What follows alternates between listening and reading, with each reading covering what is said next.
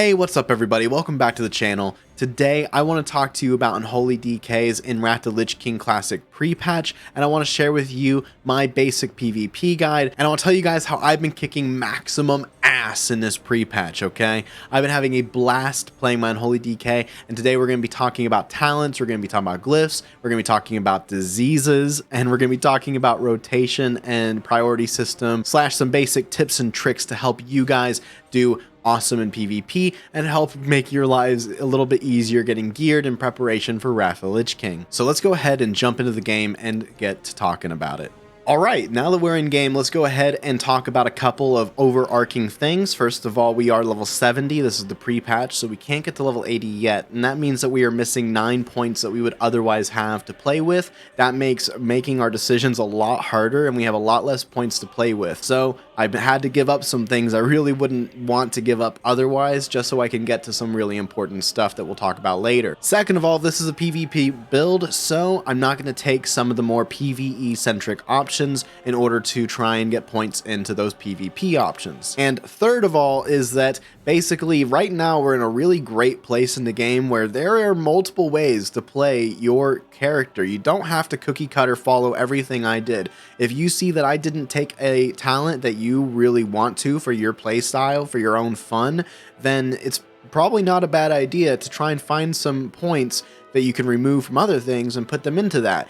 You probably won't see it much of a performance increase or decrease from playing what you want to play, as long as you get the really important stuff. So what I'll do as we go through this is I will try to point out some talents that I think you need to really have, some talents that would be a good idea that if you want to take points out of, that would be okay. I'll try and share my opinion and help give you kind of my idea and my own opinion to help guide you in your own decision making. Alright, so let's go ahead and hop into this and take a look at these talents, alright? Starting off, of course, in the Unholy tree, because this is an Unholy guide, we're going to want to take Vicious Strikes. This increases a critical strike chance of your attacks by 6%, increases a critical strike bonus of your Plague Strike and Scourge Strike by 30%. This is huge because Scourge Strike is your #1 source of damage, and we're going to grab Virulence. Virulence gives you increased chance to hit with your spells, which is super important. You don't obviously want to miss with a Strangulate or miss with a Death Coil that could end up winning you the game, and so grabbing this is super important. We're going to go ahead and miss out on Anticipation, however,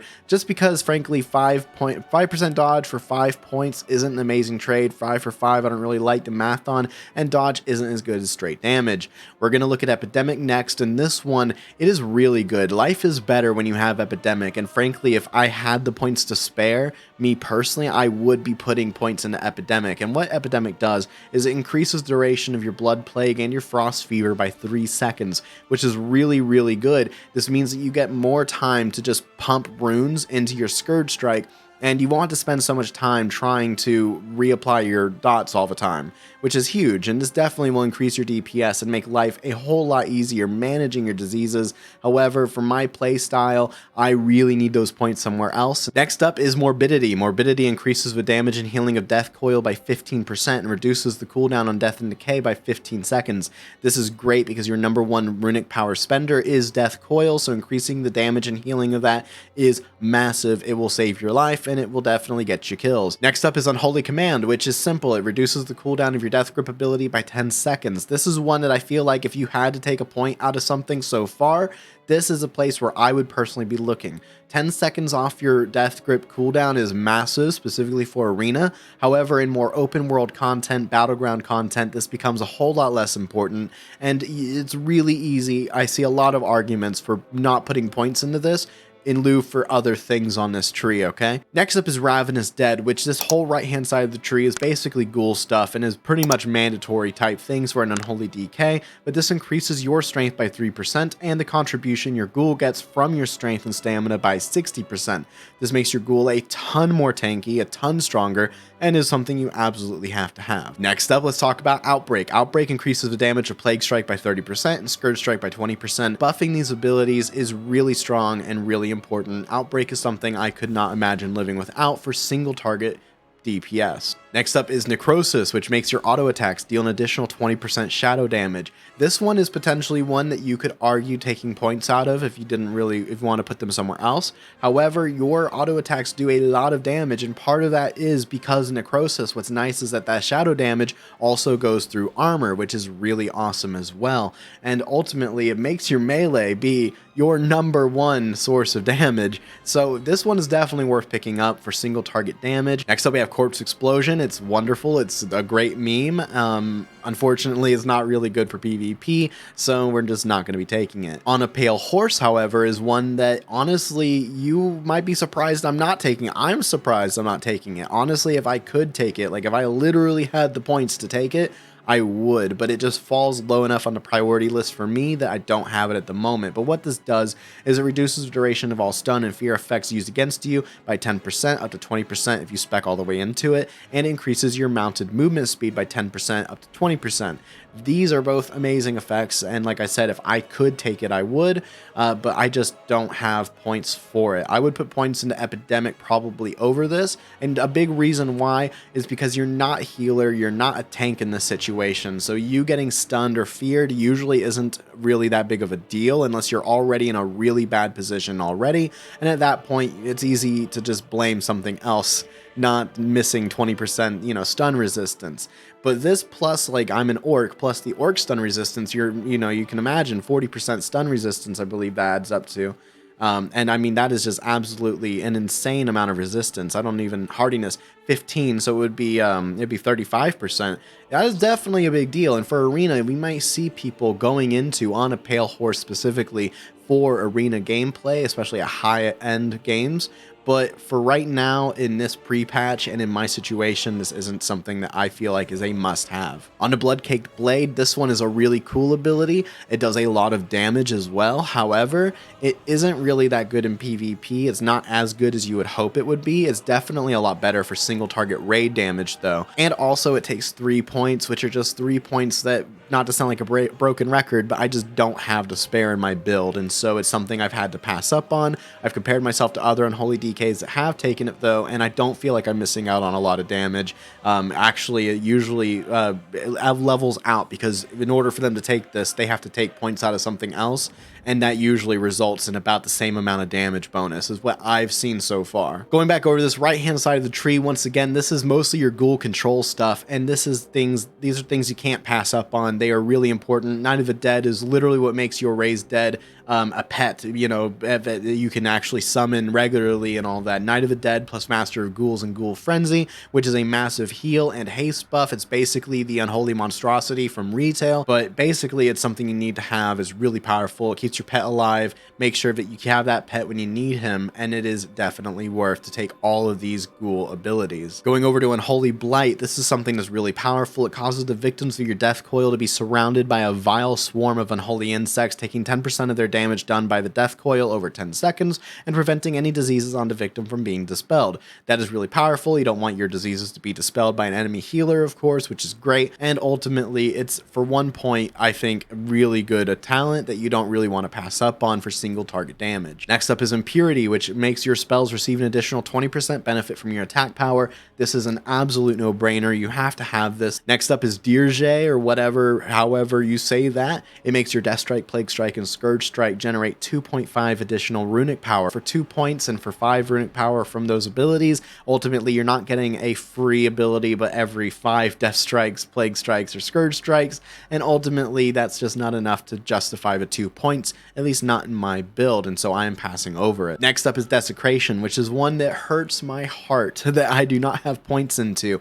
However, Desecration really isn't that effective in PvP. It puts down a small circle with the little undead grippy arms that slows enemies by 50% when you have both points in it, and it lasts for 20 seconds, but the problem is that in PvP, people will just walk right out of it, and they'll jump out of it, and one jump gets them out of it. They're literally standing in it for 0.25 seconds, and then the ability falls off instantly and all that. At the end, you're just ending up putting another Chains of Ice on them anyways.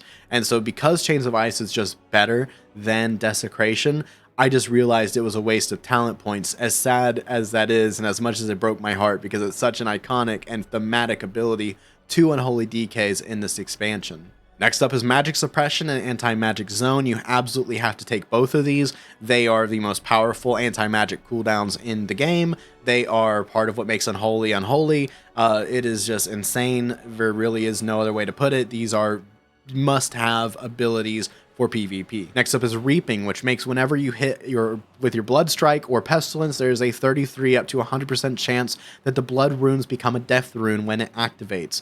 Death runes count as blood, frost, or unholy runes. This is really cool, and I actually played with this a lot when I was leveling up, and it is really powerful. However, as nice as it is to have the ability to control my runes and to create death runes out of thin air, as cool as that is, ultimately the return on that isn't a lot because you still need those blood runes. It's not like, oh, my blood runes are useless, I need to turn them into death runes so I can use them elsewhere. Your blood runes are actually really useful, and so what I found was that I was still using my death runes a lot on blood rune abilities, which means I didn't get anything for my 3 points, which isn't very good. Next up is Desolation, and Desolation makes your Blood Strike cause you to deal 1% additional damage of all attacks for the next 20 seconds, stacks up to 5 times.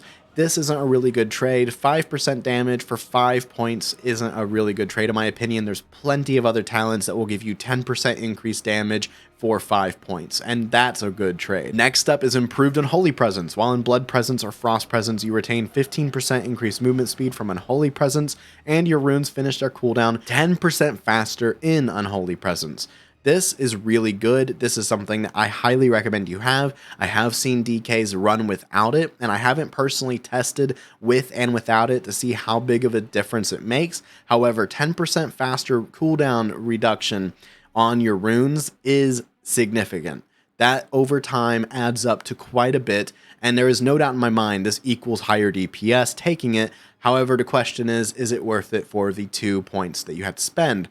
I personally think probably. I would be very shocked if that wasn't the case. So I recommend you take it, but keep in mind if you're once again trying to take points and move them somewhere else, potentially this could be a place to look. You're going to have to try it out and see what you think for your own taste, but for me, this is a must-have, no-brainer take. Next up is Crit Fever, and we'll talk about Ebon Plaguebringer as well. These two are must-haves. Your diseases also cause crit fever, which increases disease damage taken by the target by 30%. Need I say more? Your crit fever morphs into Ebon Plague, which increases magic damage taken by 13%, in addition to increasing disease damage taken, improving your critical strike chance with weapons and spells by 3% at all times.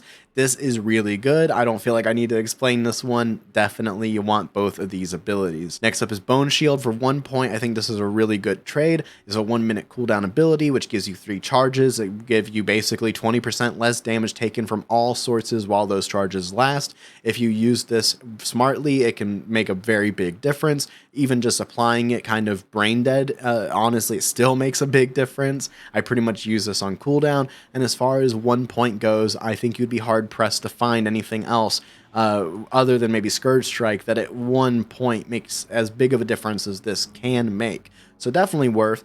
Possibly a place that you might want to take a point out of if you are really trying to get those points somewhere else as much as possible.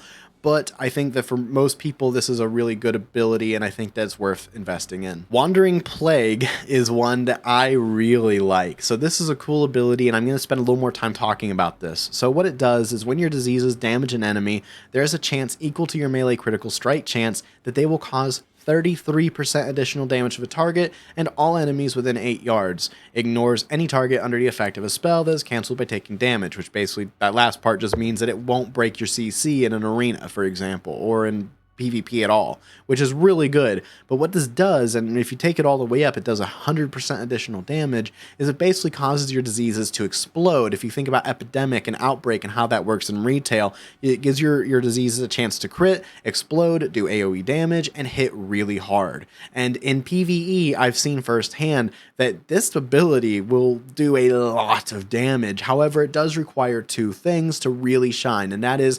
more targets the better. The more targets the better, first of all, and then second of all, it requires time. So this ability, it really shines with over time. If it takes a whole lot of times, it can explode a lot, and it can do a lot of cleave and AoE damage. It basically is uncapped AoE damage, and it is very good at doing it. but in PvP, the scenario I just described really doesn't exist outside of Alterac Valley team fights and maybe like really hardcore, sweaty Warsong Gulch team fights. If you found yourself prioritizing team fighting inside of Battlegrounds, then I see a world where you might want to take Wandering Plague. But for people like me who are thinking more about Arena, who are thinking more about 1v1s, who are thinking more about duels, definitely Wandering Plague loses a lot of value really quickly when you're talking about 1 to 3 target scenarios, and gains a ton of usefulness and a ton of power when you're talking about a more of 3 to 5 plus, dungeon and raid type scenario. And so ultimately, as much as I love this ability, I cannot invest the 3 points into it. Next up is Scourge Strike. Scourge Strike is, of course, your #1 damaging ability. You have to take it. It is an insanely strong ability that does more damage than Obliterate does for a Frost DK. On top of that, it does 12% increased damage for every single one of your diseases, and that is shadow damage, so it goes through armor. It is really good. It is your ability. Next up is the Rage of Rivendare, which makes your spells and abilities deal 10% more damage to targets infected with your Blood Plague and also increases your expertise by 5. This is huge. Once again, 5 points for 10% damage increase is a wonderful trade. And on top of that, it also increases your expertise by 5, which means that you're going to get parried and other stuff like that less. It reduces the chance to be dodged or parried by 1.25%, which is small, but it matters. The big thing here, though, is that damage. Finally, for the Unholy Tree, we have Summon Gargoyle, and I'll tell you right now, there are DKs and there are strats I've heard of that involve not taking Summon Gargoyle. The reason why is because it costs 60 runic power, which is, quite a bit. It means that you may not be able to use this when you really want to. It may mean that you may be unable to get it out when you need it, which can make it a little less valuable. However, with proper timing, with proper strategy, with proper gameplay, you can get it out and should get it out when you need it. Which is why it's a good ability. However, you do have to think about it a bit more than you do in retail, and for that reason, I feel like a lot of people are considering dodging this one. It does a lot of damage. It's not burst damage, I'll tell you that much, but over time, it does great damage, and I think it is really good for PvP. However, I think that there could be some interesting things that you could do if you were to go and not put a point in this and put that point somewhere else potentially. I'm not sure. I haven't done a lot of digging into that route, but I've heard of other DKs talking about it.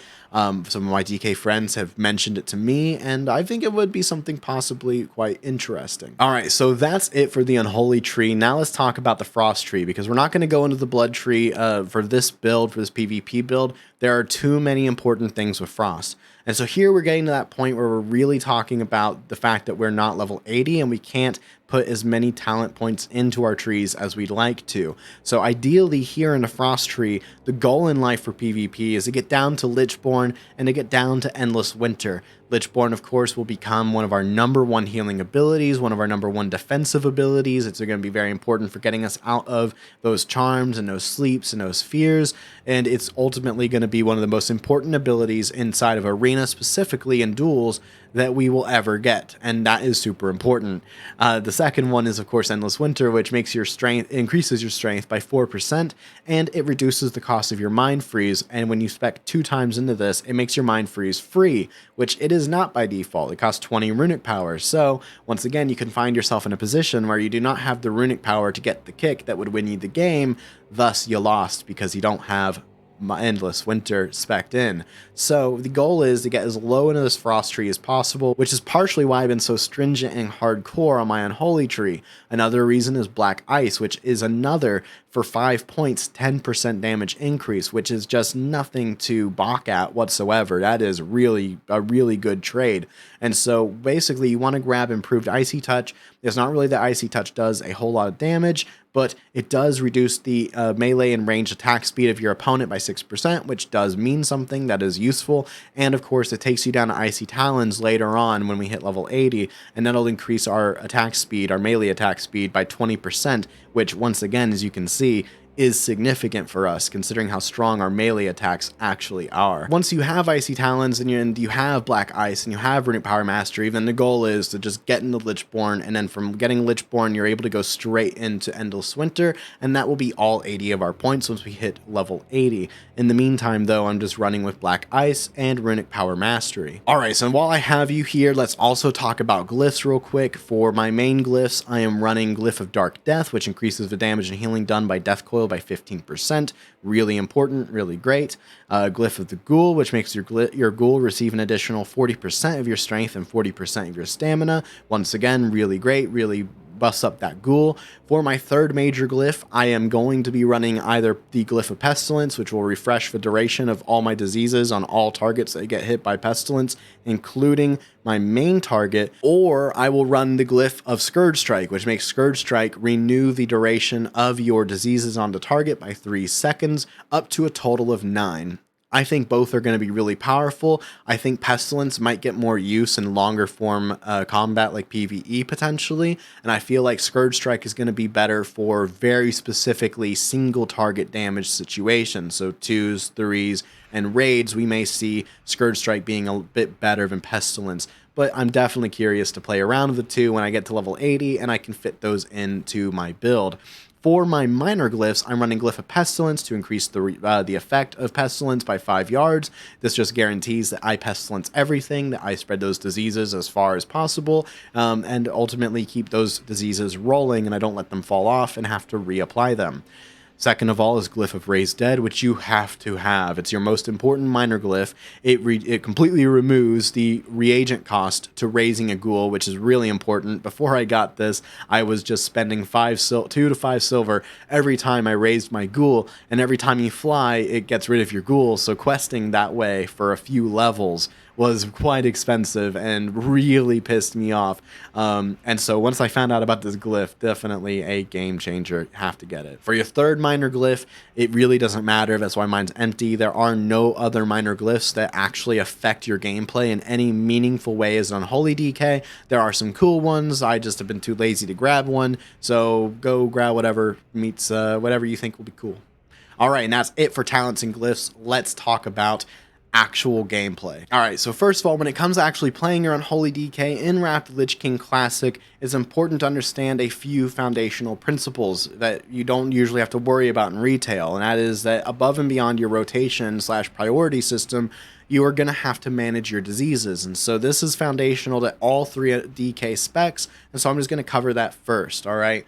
In order to apply your diseases, you have to do so with Chains of Ice or Icy Touch to apply your Frost Fever, and you'll have to Scourge Strike in order to apply your Ebon Plague and your Blood Plague as well. And so it's very important that you get these out, and the reason why is because Scourge Strike, your Blood Strike, both of these abilities do 12% increased damage per plague on the target, so this equals a total of like 36% damage increase on each of your Scourge Strikes and your Blood Strikes. That's very, very important. Another big factor is your Death Strike. Death Strike only heals you if you have diseases on the target, and it heals you for 5% of your maximum HP per disease on the target, so that means a total of 15% of your health, which, yes, is better than retail, and yes, it is a whole lot better. But, so the important thing here is, first of all, to know that you could either apply Frost Fever using your Icy Touch or your Chains of Ice. I usually use Chains of Ice to apply it, and the reason why is because you need to change your target on cooldown basically anyways. And when I say cooldown, I mean like on duration of Chains of Ice. Like keeping a target permanently Chains of Ice is not a bad idea. But at the very least, you want to be using it, alright? So apply your Frost Fever with Chains of Ice most of the time. If you don't really need to, then you can hit with an Icy Touch. The last thing you want to do, though, is hit with a Chains of Ice, then hit with an Icy Touch, alright? Just you're throwing away runes at that point, alright? Try to choose one or the other. I highly recommend Chains. From there, you're going to go in and hit with your Plague Strike, and then you always want to hit with a Pestilence. And what that does, it spreads your diseases to your opponents. You've now done the thing. You now know about how to actually spread diseases, which is great. But what about when one falls off? As you see, my Frost Fever fell off that guy. If I use a Pestilence on this target, now you can see that both of these dummies have all 3 of my diseases again. And now that one fell off of him, if I do a Pestilence over here, it applies them over there as well. This is super simple, and you might be scratching your head at me right now, but the reason I'm specifying this is because there are multiple ways to reapply your dots. You could hit Icy Touch and then press your Plague Strike, use 2 globals, use 2 runes in order to reapply your diseases, or you can press 1 global and 1 rune with Pestilence in order to refresh your diseases on the target. So if I see they're about to fall off over here, I come over there and do that. In 3s and battlegrounds and stuff like that, this is a great way to save yourself a lot of runes and to make sure that you're able to just pump as many runes as possible into Scourge Strike. Alright, Scourge Strike is your damage. Scourge Strike is your love of your life. You want to press Scourge Strike.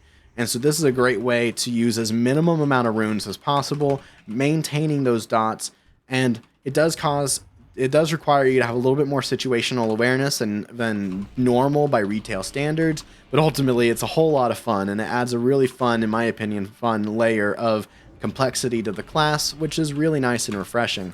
And this is something foundational to all DKs, specs, and that you can use regardless of what spec you may ever want to play. Now that we've talked about diseases, now let's talk a little bit about rotation / priority system, and really beyond the diseases, it really gets simple. Once you have your diseases on your opponent that you are hitting, then you're basically using your Scourge Strike until you can't anymore, then you're using your Blood Strike until you can't anymore, which is 2 each, and then you're going to use your Blood Tap in order to get runes back, and then you'll throw out as many Scourge Strikes as you can, and you'll throw out as many Blood Strikes as you can. At some point in there, obviously, as you just saw, you're going to need to reapply your dots or use a Pestilence. It's a great idea to use a Blood Tap in order to get a Death Rune back, in order to use your Pestilence when you need it. And then from there, you're back to using Scourge Strikes and your Blood Strikes and using your Death Coil to spend your runic power as you need to. Something important to remember about your runic power as an Unholy DK is that it's not always the best idea to just straight dump your runic power. What I mean by that is going from 100 down to 0 or 80 down to 0. It is a really good idea to keep some runic power stored away for a rainy day. And the reason I say that is because your Gargoyle requires 60 runic power. If you have 0 or lower than that and you need to get that burst damage out, you're going to be behind. If you want to use your ICB, it costs 20 runic power to get Icebound Fortitude out. If you have no runic power to use that, then you can't use it when you need it and you die. If you don't have any runic power, Mind Freeze costs 20 runic power. If you run out of runic power, then you can't get that kickoff and you can't win the game, and then you die later on. As you're seeing, there's a very important thing here. Don't run out of runic power, because if you do, you're in a position where you can lose very easily, because a lot of your utility is tied directly to runic power. Same thing with your anti-magic shell. It also costs 20 runic power to use. Your AMZ uses 1 unholy rune. Nothing in this is free. Blood Shield costs 1 rune. Death Pat costs 40 runic power. The moment that you run out of all resources and you have 0 runes and 0 runic power is the moment that you are in major trouble. Another thing that also enforces this gameplay style is that, unlike in retail, you do not get runes back whenever you spend runic power in Wrath of the Lich King. There is no such talent like runic conversion or runic empowerment that will give you runes back when you spend runic power. Keep this in mind, because it means there's no benefit to spending runic power except for landing kills and using utility.